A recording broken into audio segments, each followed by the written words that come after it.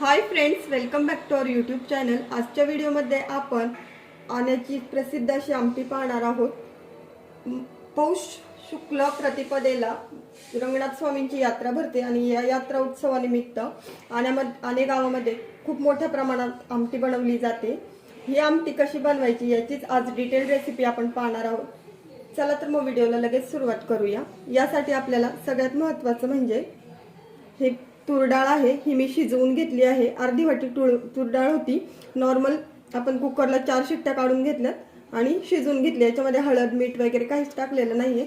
पण जर तुमची तूर डाळ शिजत नसेल तर याच्यामध्ये थोडासा चिमूटभर सोडा घालून तुम्ही ही डाळ अशी मऊसूत शिजवू शकता।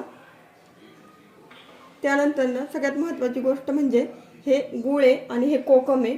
कोकमचा आंबटपणा बॅलन्स करण्यासाठी गुळाचा वापर केला जातो। त्याच्यानंतर हे थोडंसं 2 चमचे बेसन आहे। हा जो आपला पोहे खायचा चमचा आहे याच्या हिशोबाने आपण 2 चमचे बेसन पीठ घेतलेलं आहे।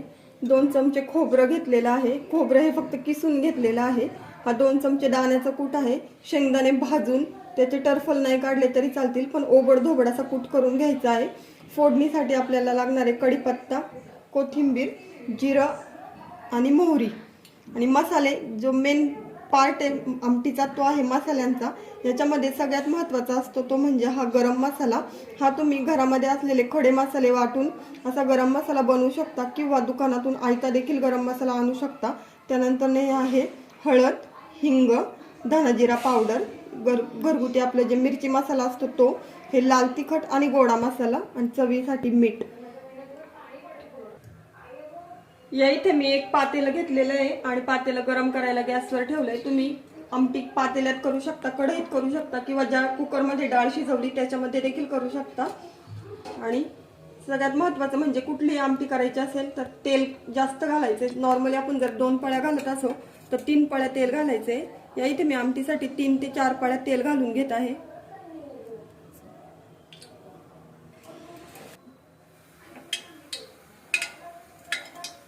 तेल तापल्यानंतर ना त्याच्यामध्ये एक अर्धा चमचा भरून मोहरी टाकायची आहे। इथे आपण 4 ते 5 लोकांना पुरेल एवढी आमटी बनवत आहोत, त्यामुळे अर्धा चमचा मोहरी आणि अर्धा चमचा जिरं। मोहरी तडतडल्याशिवाय जिरं टाकायचं नाहीये।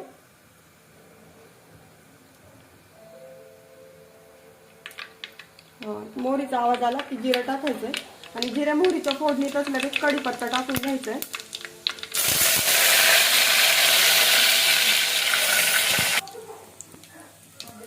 त्यानंतर ना हे जे आपले मसाले आहेत पावडरचे जे आपण काढून घेतलेत ते सगळे टाकून द्यायचे त्याच्यामध्ये।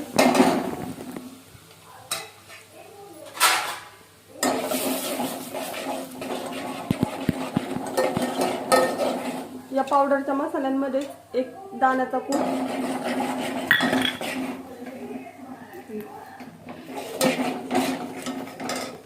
आणि खोबऱ्याचं कूट टाकून घ्यायचंय आणि तेलामध्ये हे सगळं परतून घ्यायचं।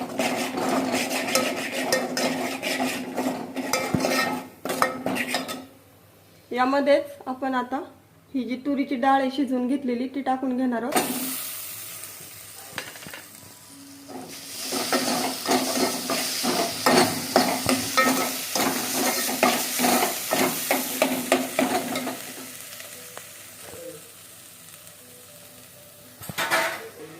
आणि हे पूर्ण मसाले आणि डाळी हे मिक्स झाले पाहिजे अशा पद्धतीने टाकायचे।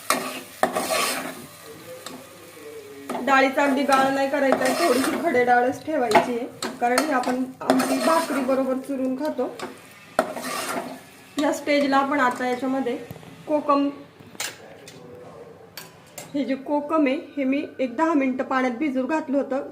भिजू घालण्याआधी स्वच्छ धुवून घ्यायचंय आणि हे धुतल्यानंतर ना भिजत घातल्यानंतर हे पाणी आहे तसं ओतायचंय। 3 ते 4 कोकम होते। आमटीची जी खरी चव येते ह्या कोकममुळे येते। आणि कोकम टाकल्यानंतर ना हा जो गूळ आहे हा टाकून द्यायचा आहे आणि पुन्हा एक मिक्स करायचं।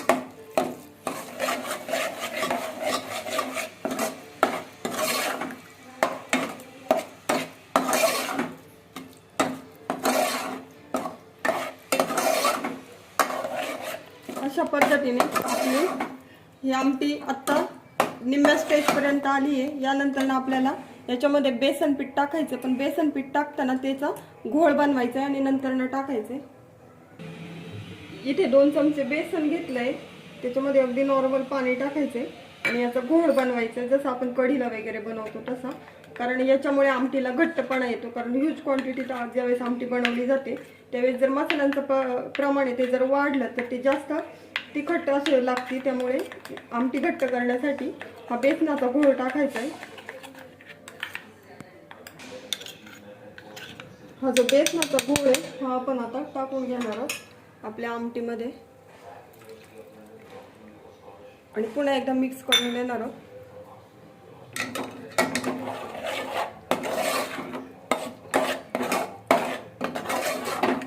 सगळ्यात महत्त्वाची गोष्ट म्हणजे मीठ, तुम्हाला ह्या स्टेजला मीठ टाकायचं असेल तर टाकू शकता, किंवा आमटीची कन्सिस्टन्सी पाहून त्यानंतर नाही मीठ टाकायचं तरी टाकू शकता। आता मी 2 चमचे मीठ टाकून घेते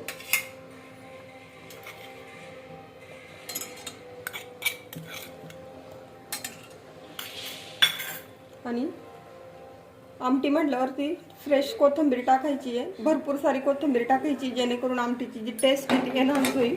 आणि हे एकदा मिक्स करून घ्यायचे। ज्यावेळेस आपण आमटी करणार आहोत त्यावेळेसच एका दुसऱ्या गॅसवरती गरम पाणी करायला ठेवायचंय आणि हे गरम पाणी आपल्या हिशोबाने ओतायचे। आपल्याला कितपत घट्ट कितपत पातळ अशी आमटी हवी आहे। ही आमटी जनरली भाकरी सोबत खाल्ली जाते त्यामुळे ती बऱ्यापैकी पातळच असते, त्यामुळे बेताबेताने पाणी घालायचंय।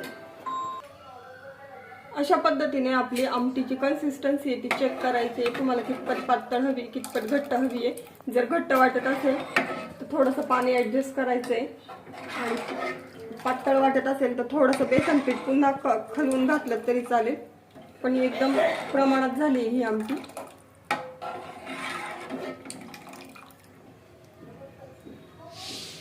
आमटीला एक दणदणीत अशी उकळी काढून घ्यायची आहे आणि आपली ही जी आमटी आहे ही खाण्यासाठी तयार आहे। लगेचच आपण सर्व करायला घ्यायची आहे, परंतु उकळी काढून घेतल्यानंतर 1-2-3 मिनिटं आहे ती मंद गॅसवरती ठेवायची आहे, जेणेकरून आमटीला जी तरी येते ती बऱ्यापैकी वरती जमा होते। अशा पद्धतीने आपण आण्याची आमटी, प्रसादाची आमटी ही सगळ्यात महत्त्वाची गोष्ट म्हणजे प्रसादाच्या आमटीसाठी कुठल्याही प्रकारचा कांदा लसूणचा वापर केला जात नाही, त्यामुळे जरी तुम्हाला घरी खाण्यासाठी करायचे असेल तर तुम्ही याच्यामध्ये कांदा लसूणचा जो पावडर मसाला येतो तो टाकू शकता, परंतु जिथे प्रसाद म्हणून केली जाते त्या गावात आमटीसाठी कांदा आणि लसूण वापरला जात नाही।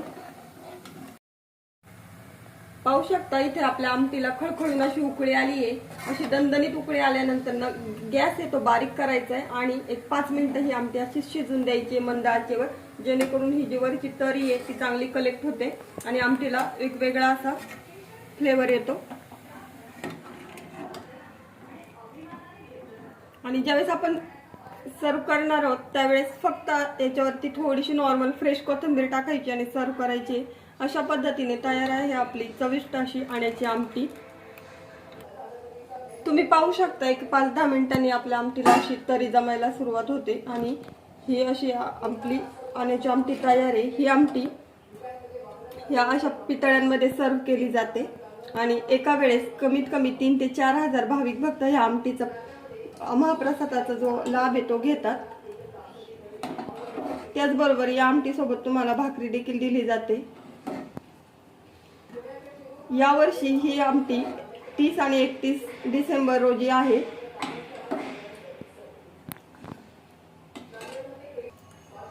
अशा पद्धतीने वर्ल्ड रेकॉर्ड ब्रेक अशी ही आमटी आहे, कारण इथे आपण इथे जरी आता स्मॉल क्वांटिटीत केली असली तरी तिथे 500 लिटरची एक अशा 55 कढया बनवल्या जातात आणि लाखोंच्या संख्येनं भाविक भक्त त्याची आमटीचा जो आस्वाद आहे तो घेतात। अशा पद्धतीने ही आमटी असते आणि त्याबरोबर जी भाकरी सर्व केली जाते ती जी भाकरी आहे ती तेथील आनेगाव आणि त्याच्या ज्या वाड्या आहेत त्या प्रत्येक वाडीतल्या घरातनं यथाशक्ती तुम्हाला जितके वाटतील, परंतु कमीत कमी 25 ते 30 भाकरी प्रत्येक घरातनं येतात आणि ह्या अशा प्रकारे आपला आमटी भाकरीचा जो नैवेद्य आहे त्याचा जो आस्वाद आहे ते आपले भाविक भक्त घेत असतात। अशा पद्धतीने तयार आहे आपली महाप्रसादाची रंगनाथ स्वामींच्या यात्रेत बनवली जाणारी सुप्रसिद्ध अशी आण्याची आमटी। तुम्हाला आमचा व्हिडिओ कसा वाटला हे कमेंट करून नक्की सांगा व्हिडिओ आवडला असेल तर चॅनेलला सबस्क्राईब आणि व्हिडिओला लाईक करायला विसरू नका. पुन्हा भेटूया नवीन अशा इंटरेस्टिंग आणि माहितीपूर्ण व्हिडिओमध्ये. तोपर्यंत good bye and take care.